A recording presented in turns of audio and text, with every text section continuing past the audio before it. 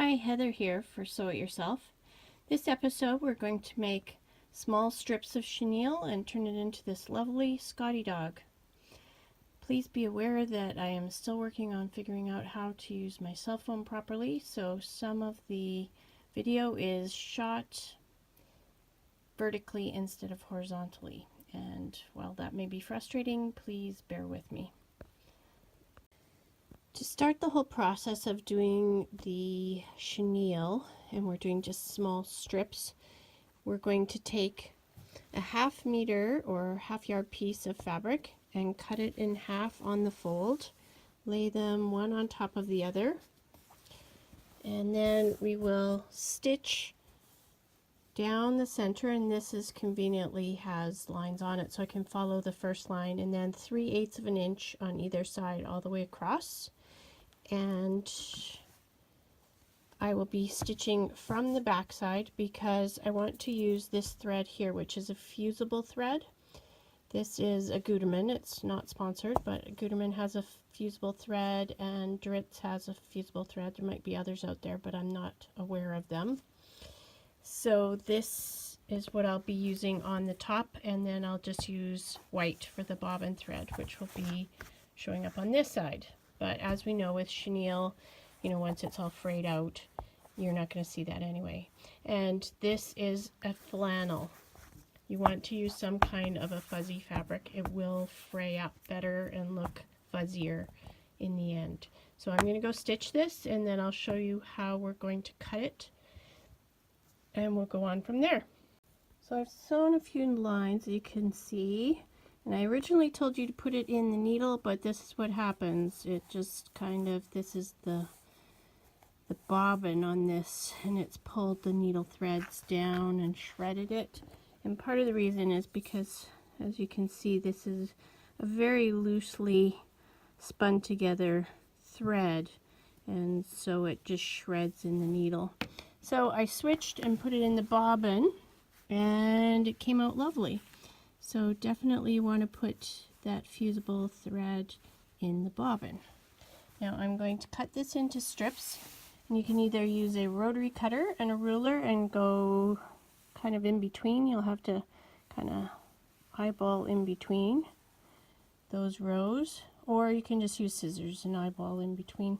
You want to try and have an equal amount on both sides of that thread.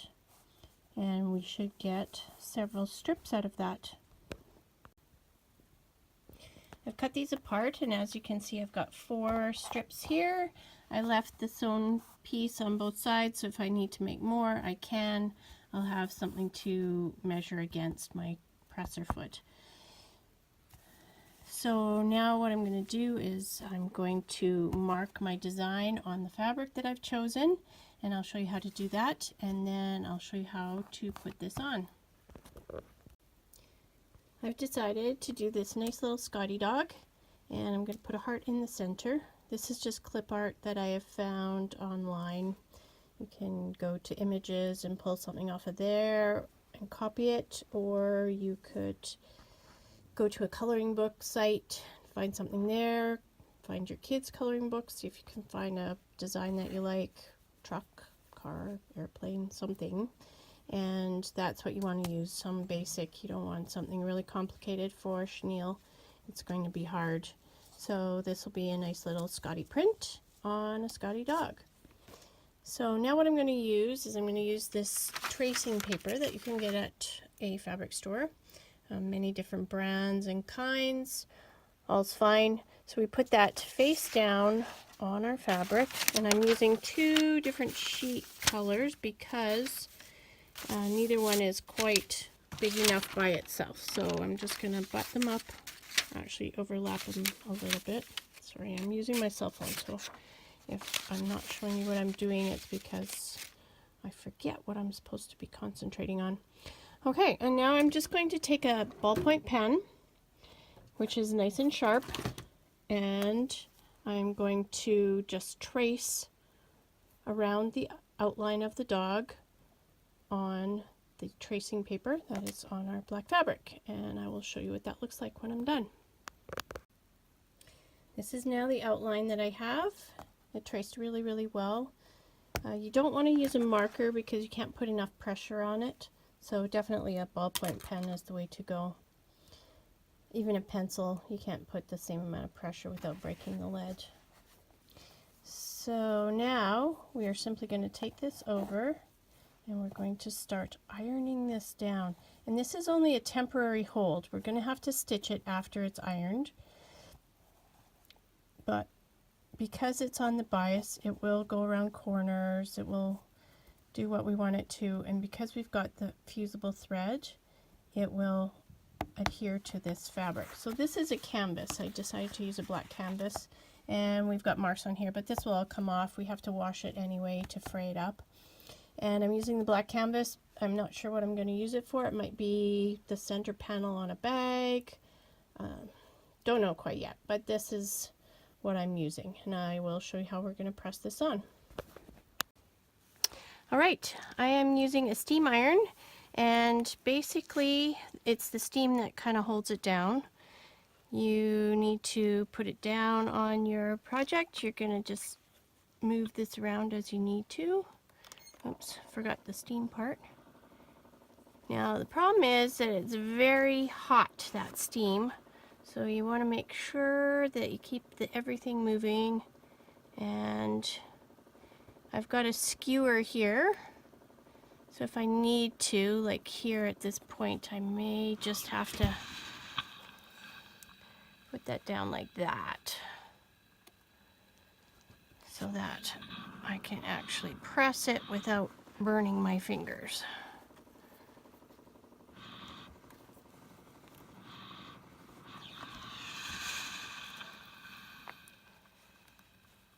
And you just reposition as you go. And again, I'm just going to use that skewer to hold it right there.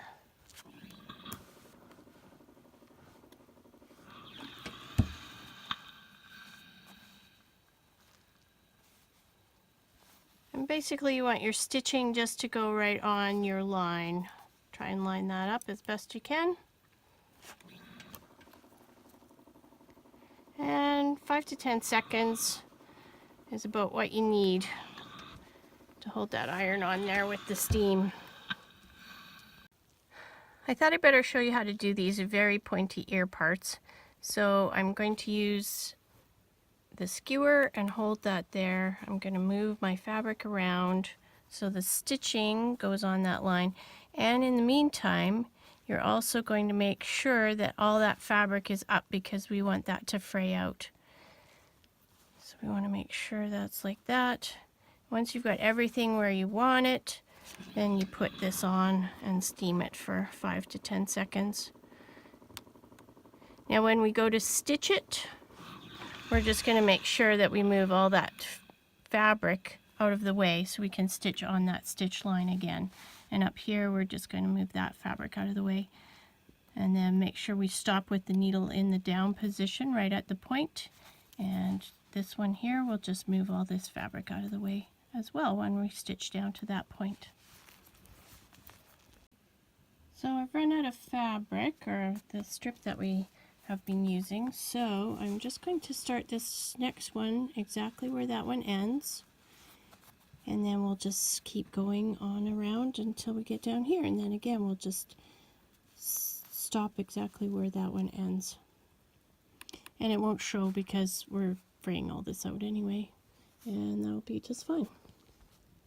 So the Scotty Dog is done, and I just have the heart to do. I'll probably start on kind of a straight stretch here and then go around and end at the straight stretch again.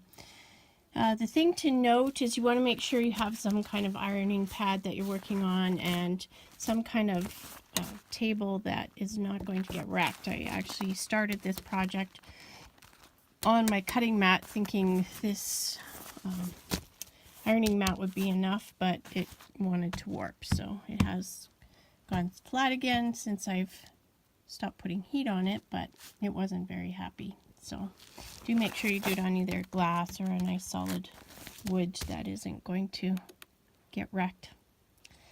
Alright, I'll be back when the heart's done. There you have it, our Scotty Dog with a heart in the center. I'm going to now go in and stitch this down. You can use regular thread on both your top and bobbin, and you're going to want to do fairly close stitches. When we did it the first time with the basting, we used long stitches, so we had long pieces of thread showing that on the bobbin, the fusible thread. And do remember that the fusible thread is just a temporary adhesive, it's not a permanent. If you wanted to, you could actually pull this off. It is fairly stuck, which has to do with the steam. The heat by itself just doesn't seem to do it, but the steam definitely makes it stick down. But you would still want to stitch that through, especially because you've got the two layers there, and so that top layer is not going to be stuck like your bottom layer is. There you go. I will see you in a minute. It's all being restitched on, and it is ready to go into the washer so it can fray out and be all like chenille. So let's see what it looks like when it's all done. So I took it out of the washer, and I have a new high efficiency top load washer, which of course does not agitate very well. So you can see that it hasn't really got all fluffy like it's supposed to. But if you take an old toothbrush and then you just brush, and just go through it, and it's kind of damp still, so it's a perfect time to do it. I'm going to do half of it this way, and the other half I'll leave, throw it in the wash or in the dryer, and see if there's a difference between the two, and then we can go from there. So I haven't put it in the dryer yet. I just thought I should show you the technique that I'm using to get this to fluff up. So it's a circular motion. I just keep working it, and basically what it's doing is it's taking all the fibers and breaking them up, and it's very hard to keep that camera still when I'm looking around like this. And so basically you'll end up with some balls of fuzz happening, and you just go through and do the whole thing that way. But like I said, I'm just doing half before I throw it in the dryer, and we'll see if I actually needed to do this or not, or whether it would just come out nicely all by itself without having to be coached. Here's the end result after it's gone through the dryer. The half that I pre-frayed with the toothbrush is on this side. You can see it's all nice and chenille, where this other one is not. So all I'm going to do now is I will dampen this down again and actually use the toothbrush to break it up and get it all nice and chenilled, and throw it back in the dryer for a couple minutes just to fluff it, and then it will be a finished product. Here you have it, the finished Chenille Scotty Dog.